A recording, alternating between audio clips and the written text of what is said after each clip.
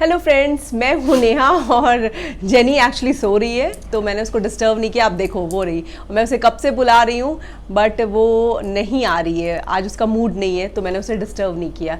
मैं हमेशा अपने वीडियोस में कहती हूँ कि पेट को भी प्राइवेसी देनी बहुत ज़रूरी होती है। आपके घर का जो बच्चा होता है, ज़रूरी नहीं कि जब आप कमांड दो तो फटाफट भाग कर आ जाए। मोस्ट ऑफ द टाइम तो वो हमारी बात सुनते ही हैं, बट ऐसा कभी कभी होता है कि उनका मन नहीं होता है, तो हमें वो भी रिस्पेक्ट करना चाहिए। तो चलिए आज इन सब बातों को हटाते हैं और आज के टॉपिक पे फोकस करते हैं। तो आज का टॉपिक ये है कि 5 टिप्स, क्या ऐसे ऐसे इजी 5 टिप्स जो हर एक पेट पेरेंट्स इन पांचों टिप्स को यदि फॉलो करते हैं तो डेफिनेटली उनके बच्चे का जो फर है की क्वालिटी है हमेशा अच्छी रहेगी और कोई भी तरह की जो प्रॉब्लम है वो नहीं होगी। मैं देखो किसी चीज़ की गारंटी नहीं देती हूँ, बट ऐसा है कि प्रॉब्लम नहीं होगी और कभी ऐसा हो सकता है हल्की फुल्की कुछ चीज़ें आ सकती हैं तो वो आप ठीक कर सकते हो। बट आप इन चीज़ों की यदि इन पांचों टिप्स को आप ध्यान रखोगे तो लॉन्ग रन में आपको इश्यूज़ नहीं होंगे बहुत ज़्यादा। तो चलिए, पहला जो टिप है मेरे पास वो सबसे मेन है हेल्दी एंड बैलेंस डाइट। आप यदि होम फूड देते हो या फिर पैकेट फूड देते हो अपने ब्रीड और एज के हिसाब से अपने बच्चे को, तो वो आप देख सकते हो कि वो कितना रिक्वायरमेंट है उसके लिए कि मतलब यदि आप बाहर का फूड दे रहे हो यानी कि पैकेट फूड दे रहे हो तो उसमें तो क्वांटिटी के साथ, मेज़रमेंट के साथ सारी चीज़ें मेज़र्ड होती हैं, तो वो बैलेंस डाइट है हमारे बच्चे के लिए। लेकिन आप यदि घर पे होम फूड दे रहे हो तो आपको ये ध्यान रखना पड़ेगा कि सिर्फ ये रोटी और दूध देने से या चावल और दही देने से उनको सारे जो प्रोटीन्स, विटामिन, न्यूट्रिएंट्स हैं वो नहीं मिलते हैं। आ जाओ मेरा बच्चा, आ जाओ, कम यहाँ आ जाओ, सिट, चलो। तो वो प्रॉपर वे में उनको नहीं मिल सकता है। तो आपको क्या करना है कि आप यदि होम फूड भी देते हो तो आप उनके एज और रिक्वायरमेंट के हिसाब से आप वो सारी चीज़ें जिसमें कार्बोहाइड्रेट्स भी हो, प्रोटीन्स भी हो, उसके बाद फैटी एसिड्स भी हो, ये मिनरल्स हो, विटामिन्स हो, जितने भी चीज़ की रिक्वायरमेंट है उनको वो प्रॉपर वे में हो, उसमें एक बैलेंस डाइट हो, एक प्रॉपर उनके लिए जो मील होता है वो हो। ये आपको अपने जो वेटनरी डॉक्टर हैं आपके, वेट के डॉक्टर हैं आपके, उनसे आपको एक डाइट चार्ट बनवा लीजिए आप और उनके रिक्वायरमेंट के हिसाब से आप उसको फॉलो करो। तो इससे भी स्किन की जो भी प्रॉब्लम होती है या जो फर की क्वालिटी है वो बहुत अच्छी रहती है, क्योंकि खाने की कमी से भी, बहुत सारी कमी से भी जो बाल होते हैं वो ख़राब हो जाते हैं।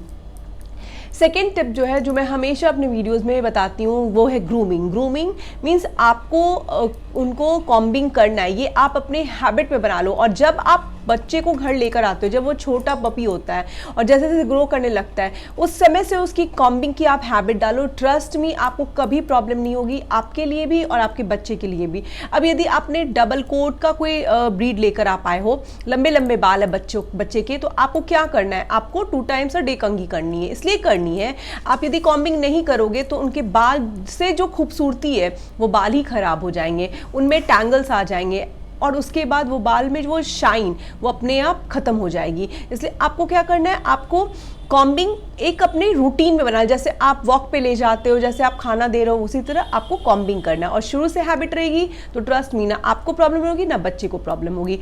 तो यदि छोटे बाल हैं तो आपको पता है वो तो बहुत ईजिली कॉम हो जाते हैं। यदि आप वो अल्टरनेट डेज पे भी करते हो या 2 डेज पे भी करते हो तो भी चलेगा, ठीक है। लेकिन यदि लॉन्ग हेयर्स है और बड़े बड़े बाल हैं, डबल कोट का आपका ब्रीड है, तो डेफिनेटली आपको 2 टाइम्स अ डे मैं तो सजेस्ट करती हूँ कि आप रोज़ कंघी करो।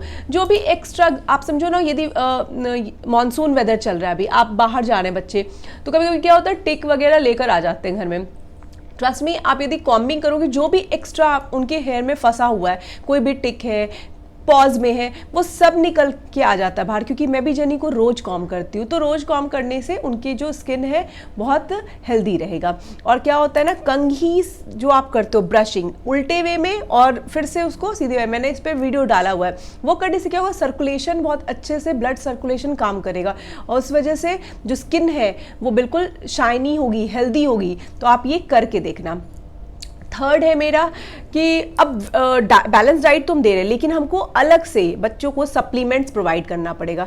तो जैसे कि सैल्मन ऑयल है, ओमेगा 3 है, +6 का कॉम्बिनेशन है, ऐसे बहुत सारे फैटी एसिड्स वगैरह आते हैं जो कि आपको अपने डॉग के फूड में देना होगा। फिश ऑयल है, आपको वो इंक्लूड करवाना होगा फूड में। उससे क्या होगा, उसकी स्किन की क्वालिटी और अच्छी होगी, उसका जो हेयर है वो बहुत शाइनी रहेगा और बहुत सॉफ्ट रहेगा। जब आप भी टच करोगे या कोई भी बाहर वाला भी टच करेगा तो वो आपको फील होगा।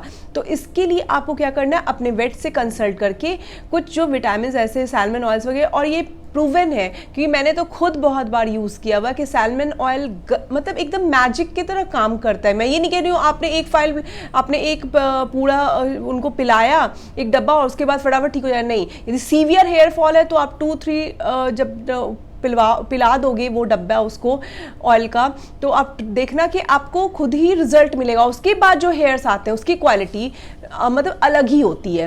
तो इस पे आपको बिल्कुल फोकस करना है। अपने वेट से आप कंसल्ट करके आप इनको अलग से सप्लीमेंट प्रोवाइड करवाओ और आपको फ़ायदा होगा। 4th नंबर पे बाथिंग है। बाथिंग के बारे में भी आपको बताती रहती हूँ कि जैसे भी रिक्वायरमेंट हो आप वैसे ही बाथ दो। कुछ डॉग्स मैंने पहले भी अपने वीडियोस में ब्रीड के साथ आपको बताया हुआ है। कुछ ब्रीड्स ऐसे जिनको थ्रू आउट ईयर आप 3 से 4 बार नहलाओ तो सफिशिएंट, वो खुद से क्लीन करते हैं वैसे भी, लेकिन उनको कॉम्बिंग की एक दिन में 2 बार ही ज़रूरत होती है, फिर वो चलता है। या फिर बहुत ज़्यादा आपके इलाके में ठंड पड़ती है, धूप नहीं निकलती है, बारिश ज़्यादा हो रही है, तो आप उस टाइम पे आप यूज़ कर सकते हो शैम्पू, जो मैंने आपको पहले भी बताया हुआ, मेरे वीडियोज़ में आपने देखा हुआ है। उसके बाद अब मैं बात करती हूँ जो रेगुलर बेसिस पे हमारे साथ हमारे इंडियन कल्चर के हिसाब से जो बच्चे रह रहे हैं हमारे साथ, गर्मी है, बरसात है, बाहर जितना बच्चा निकलेगा उससे उतना ही उसका वो डर्ट या फिर वो कीचड़ में खेल के आ रहा है या फिर डर्ट लग रहा है या गंदगी लग रही है, तो आपको उस हिसाब से नहलाना है। तो कोशिश करना है आपको 1 मंथ में 2 टाइम्स 3 टाइम्स आप बच्चे को नहला दो। इन समर्स की बात मैं कर रही हूँ, और जैसे जैसे वेदर चेंज हो वो उस हिसाब से आप नहलाओ, ये देख कर नहलाओ आप, ठीक है। 5th नंबर जो है, अब हेयर सबसे इसके बारे में मैं इसलिए बता रही हूँ क्योंकि आप अपने बच्चे भी नोटिस करोगे। 5th नंबर बहुत इंपॉर्टेंट है, डिवॉर्मिंग। आप कहोगे डिवॉर्मिंग का यहाँ क्या मतलब है? इसलिए मतलब है कि जो पेट के अंदर जो ये आपको रिंग वॉर्म है, विप वॉर्म है, ऐसे बहुत सारे वॉर्म है। आप देखोगे कि बच्चा अचानक से स्क्रैच कर रहा है, जोर से अपने पैरों को काट रहा है, आप देखना वो कितने फोर्सफुली काट रहा है। जब वो काटता है तो अपने स्किन पे काटता है, तो वहाँ का जो बाल है वो भी निकल जाता है और उसको हार्म भी होता है क्योंकि वो इतने प्रेशर से काट रहा है, उसको नहीं पता है कि उसको इचिंग हो रही है। आप जब वहाँ स्किन में देखोगे वहाँ कुछ भी नहीं दिखेगा आपको, क्योंकि कुछ चीज़ें अंदर से भी हैं। इसलिए आपको टाइम टू टाइम डिवॉर्म करना होगा। डिवॉर्म करने से क्या होगा, जो भी वॉर्म्स है वो खत्म हो जाएंगे। वो कभी कभी बेली को स्क्रैच करता है, कभी कान के पास खुजली करता है, तो वो अपने नेल से कर रहा है, उसे नहीं पता है कि उसको उससे लग भी रही है। कितने बार जब बाल हटवाते हो अपने बच्चों का तो आप देखोगे रैशेज होंगे अंदर में, तो ये सब क्या है, ये स्किन इन्फेक्शन है। तो आपको इससे भी प्रिवेंट मिलेगा जब आप टाइम टू टाइम उनका डिवॉर्मिंग साइकिल जो है वो अच्छे से कंप्लीट करोगे। इसलिए ये बहुत इंपॉर्टेंट रोल प्ले करता है, आप ये कर सकते हो।